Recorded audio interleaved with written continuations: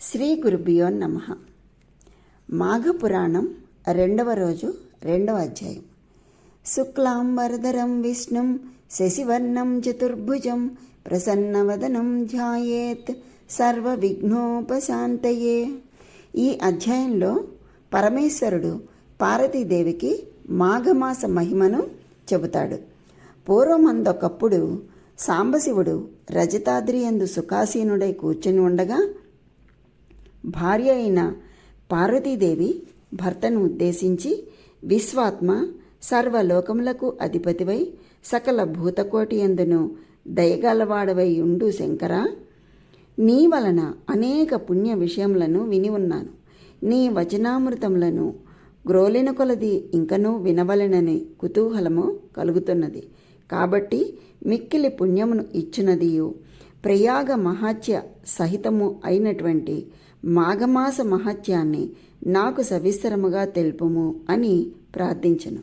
అంతటా శంభుదేవుడు పార్వతీదేవికి మాఘమాస మహత్యాన్ని చెప్పెను. మరియు పార్వతి, ఎంతటి రహస్యమైనదైనను నీ కొరకు నేను దీనిని చెప్పుచున్నాను, వినుమని పలికెను. పార్వతీదేవికి ఎంత రహస్యమైనా సరే ఆ విషయాన్ని తెలియచేశాడు. ఇది పార్వతీకి తెలీదనా, శివుడికి తెలీదనా, ఎవరికి తెలీదు?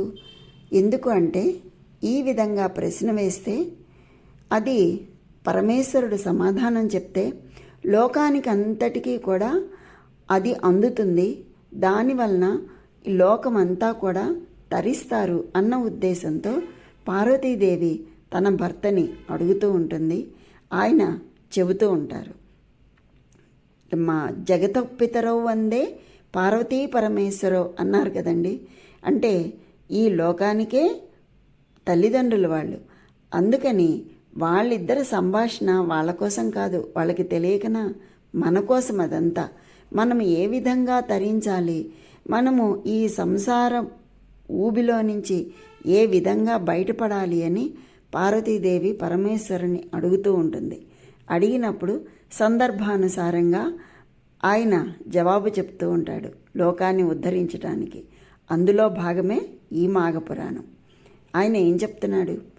సూర్యుడు మకర రాశి యందు ఉండగా మాఘమాసమందు ప్రాతకాలంలో ఏ మనుజుడు నదిలో స్నానము చేయినో అతడు సకల పాతకముల నుండి విముక్తుడు అగుటయే కాకుండా జన్మాంతమందు మోక్షమును పొందుతాడు. ఆ విధంగా మాఘమాసంలో సూర్యుడు మకర రాశి యందు ఉండగా ప్రయాగక్షేత్రమునందు ఏ నరుడు స్నానమాచరించునో అతనికి వైకుంఠ ప్రాప్తి కలుగుతుంది. అంతేకాదు, జీవనది ఉన్నను లేకున్నను చివరికి గోపాదము మునుగునంత నీరు ఉన్నచోట కానీ తటాకమందు కానీ మాఘమాసములో చేసిన ప్రాతకాల స్నానము గొప్ప ఫలాన్ని ఇవ్వటమే కాకుండా సమస్త పాపములను వీడిపోవును. 2వ రోజు స్నానము చేసిన విష్ణులోకమునకు పోవును. 3వ నాటి స్నానము వలన విష్ణు సందర్శనము కలుగును. మాఘమాసమునందు ప్రయాగ క్షేత్రమందు గల గంగానదిలో స్నానమాచరించినట్లయితే ఆ మనుజనకు మరుజన్మ అనేది ఉండదు. దేవి, మాఘమాస స్నాన ఫలం ఇంతింత అని చెప్పజాలను.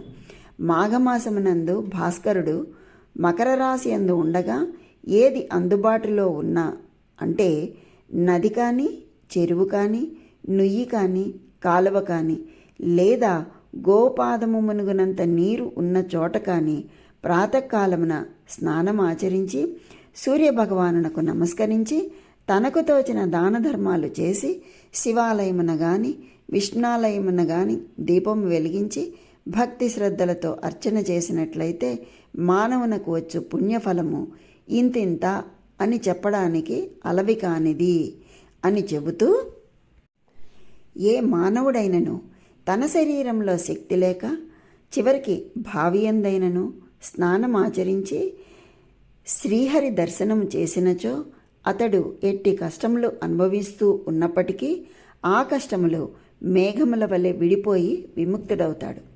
ఎవరైనను తెలిసి కానీ తెలియక కానీ మాఘమాసంలో సూర్యుడు మకర రాశి యందు ఉండగా నదీ స్నానం ఆచరించిన ఎడల అతనికి అశ్వమేధ యాగము చేసినంత ఫలితము దక్కుతుంది.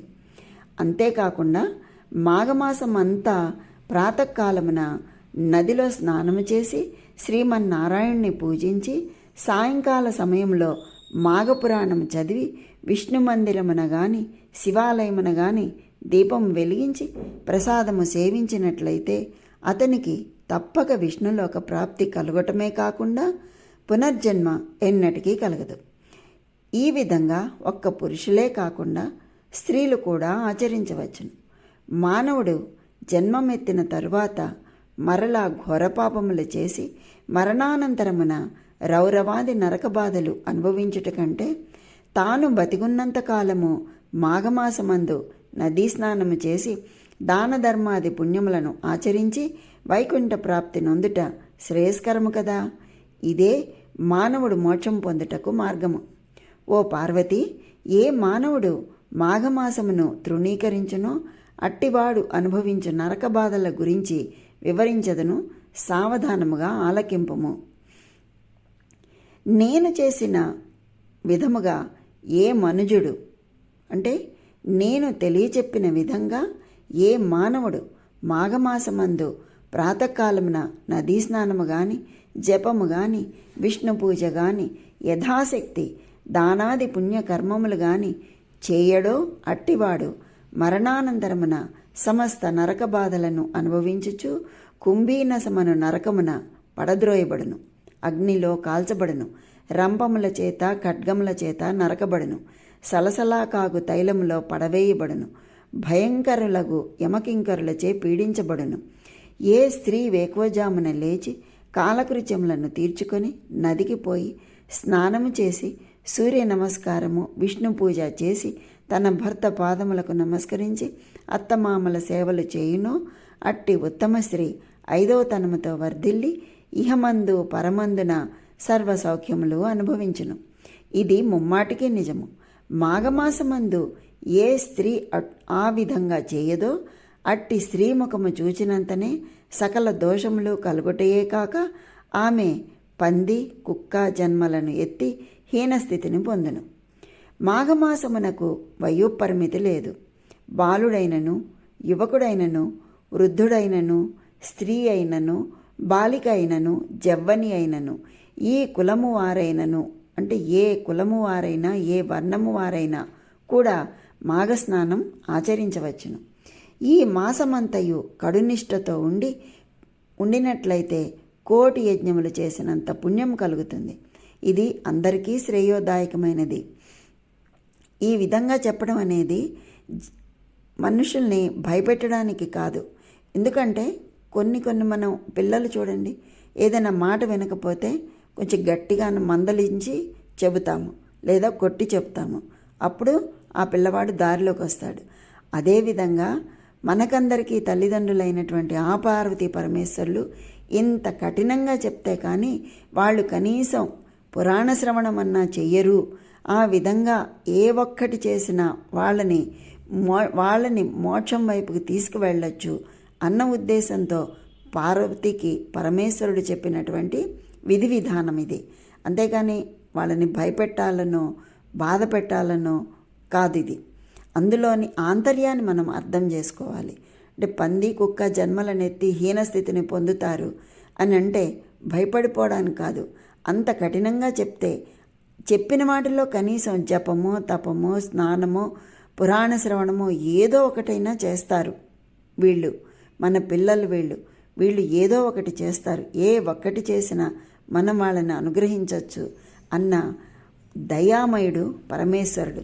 అందుకే ఆ విధంగా చెప్పాడు. ఇంకా ఏం చెప్తున్నాడు? పార్వతి, దుష్ట సహవాసం చేసేవారు, బ్రహ్మ హత్యాది మహాపాపములు చేసినవారు, సువర్ణమును దొంగిలించినవారు, గురుభార్యతో సుఖించినవారు, మద్యము త్రాగి పరస్త్రీలతో క్రీడించువారు, జీవహింస చేయువారు, మాఘమాసంలో నదీ స్నానము చేసి విష్ణువును పూజించిన ఎడల వారి సమస్త పాపములు నశించుటయే కాక జన్మాంతరమున వైకుంఠ ప్రాప్తి కలుగును. మరియు కులభ్రష్టుడైన వాడును, కించిత్ మాత్రమైనను దానధర్మములు చేయనివాడును, ఇతరులను వంచే వారి వద్ద ఉన్న ధనమును హరించినవాడును, అసత్యమాడి ప్రొద్దుగడుపువాడు, మిత్రద్రోహి, హత్యలు చేయువాడు, బ్రాహ్మణులను హింసించువాడు, సదా వ్యభిచార గృహములలో తిరిగి తాళికట్టిన ఇల్లాలిని బిడ్డలను వేధించువాడు, రాజద్రోహి, గురుద్రోహి, దైవభక్తి లేనివాడు, దైవభక్తులను ఎగతాళి చేయువాడు, గర్వము కలవాడై తానే గొప్పవాడనని అహంభావముతో దైవ కార్యములను ధర్మ కార్యములను చెడగొడుతూ దంపతులకు విభేదములను కల్పించి సంసారములు విడదీయువాడు, ఇళ్లను తగలబెట్టేవాడు, చెడు పనులకు ప్రేరేపించువాడు, ఏ విధమైన పాపకర్మ చేసిన వాడైనా సరే వాళ్ళందరూ కూడా ఎట్టి ప్రాయశ్చిత్తములు జరపకుండా మాఘమాసమందు స్నానము చేసినంత మాత్రంననే పవిత్రులవుదురు అని చెప్తున్నాడు. ఇంకా ఏం చెప్తున్నాడు? దేవి, ఇంకను దీన్ని మహత్యాన్ని వివరించదను వినుము. తెలిసి ఉండి పాపములు చేయువాడు, క్రూర కర్మములు ఆచరించువారు, సిగ్గు విడిచి తిరుగువాడు, బ్రాహ్మణ దూషకుడు మొదలగు వారు మాఘమాసములో ఉదయమే నదికి వెళ్ళి స్నానము చేసినట్లయితే వారికున్న పాపములన్నీ నాశనమగును. మాఘమాస స్నానమును ప్రాతకాలమునే చేయవలెను. అలాగున చేసినట్లయితే సత్ఫలితము కలుగును. ఏ మానవుడు భక్తి శ్రద్ధలతో మాఘమాసము మొదటి నుండి ఆఖరు పర్యంతము స్నానములు చేసేదనని సంకల్పించునో అటువంటి మానవునికి ఉన్న పాపములు తొలగిపోను, ఎటువంటి దోషములు లేక పరిశుద్ధుడగును.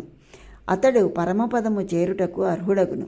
శాంభవి, 12 మాసములలోనూ మాఘమాసము మిక్కిలి ప్రశస్తమైనది. సకల దేవతలలో శ్రీమన్నారాయణుడు ముఖ్యుడు. అన్ని శాస్త్రములలో వేదము ప్రధానమైనది. అన్ని జాతులలో బ్రాహ్మణుడు అధికుడు. అన్ని పర్వతములలో మేరు పర్వతం గొప్పది. ఆ విధంగా అన్ని మాసములలో మాఘమాసము శ్రేష్టమైనదగుట చేత ఆ మాసమంతా ఆచరించడి ఏ స్వల్ప కార్యమైనను గొప్ప ఫలితాన్ని కలుగచేయును. చలిగా ఉన్నదని స్నానము చేయని మనుష్యుడు తనకు లభించబోవు పుణ్యఫలమును కాలితో తన్నుకున్నట్లే అవుతుంది.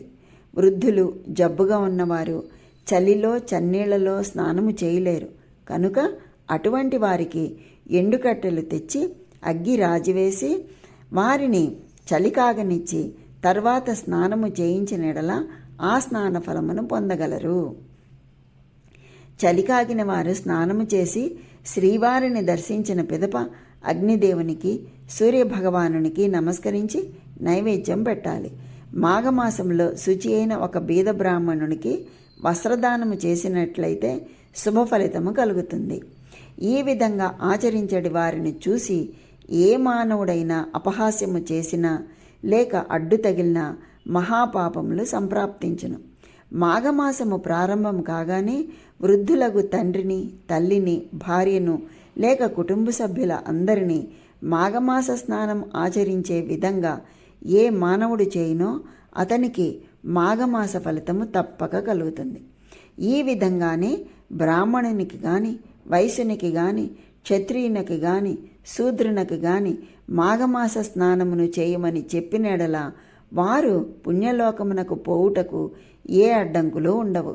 కనీసం చెప్పినా కూడా చాలటండి. చూడండి, మాఘమాస స్నానములు చేసిన వారిని కానీ, చెయ్యలేని వారిని కానీ, ప్రోత్సహించు వారులను కానీ చూసి ఆక్షేపించి పరిహాసములాడు వారికి ఘోర నరక బాధలు కలుగుటే కాక ఆయుక్షీణము, వంశక్షీణము కలిగి దరిద్రులవుతారు. నడుచుటకు ఓపిక లేని వారు మాఘమాసంలో కాళ్ళు, చేతులు, ముఖము కడుక్కుని తలపై నీళ్లు జల్లుకుని సూర్య నమస్కారాలు చేసి మాఘపురాణం చదువుట కానీ వినుట కానీ చేసిన ఎడల 7వ జన్మాంతమున విష్ణు సాన్నిధ్యమును పొందుదురు. ఎంత చక్కగా చెప్పారో చూడండి. ఎంత సులువుగా ఉందో చేసే పని కూడా. అంటే నడవడానికి ఓపిక లేని వాళ్ళు మాఘమాసంలో కాళ్ళు, చేతులు, ముఖము కడుక్కుని తలపై నీళ్లు జల్లుకుని సూర్య నమస్కారాలు చేసి మాఘపురాణాన్ని చదవటం కానీ వినటం కానీ చేసినట్లయితే 7వ జన్మాంతమున విష్ణు సాన్నిధ్యమును పొందుతారు అని చెప్తున్నాడు పరమేశ్వరుడు. పాపము, దరిద్రము నశించాలి అంటే మాఘమాస స్నానము కన్నా మరొక పుణ్యకార్యం ఏదియూ లేదు. మాఘమాసం వలన కలుగు ఫలితం ఎటువంటిది అనగా 100 అశ్వమేధ యాగములు చేసి బ్రాహ్మణులకు ఎక్కువ దక్షిణలిచ్చిన ఎంతటి పుణ్యఫలము కలుగునో మాఘమాస స్నానము చేసిన అంతటి పుణ్యఫలము కలుగుతుంది. బ్రాహ్మణ హత్య, పితృహత్యాది మహాపాతకములు చేసిన మనుషుడైనను మాఘమాసమంతా కడునిష్టతో ఉన్నట్లయితే రౌరవాది నరకముల నుండి విముక్తుడవుతాడు.